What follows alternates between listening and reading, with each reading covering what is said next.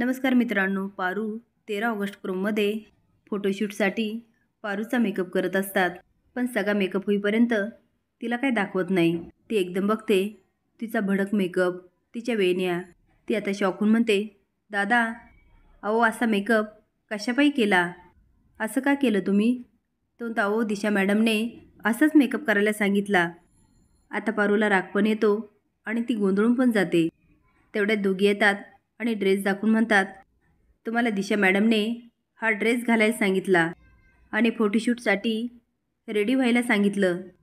आता पारू ड्रेस बघते आणि शॉकच होऊन जाते, कारण ते ड्रेस एवढे छोटे असतात आणि वरून फक्त त्यांना लेस असते.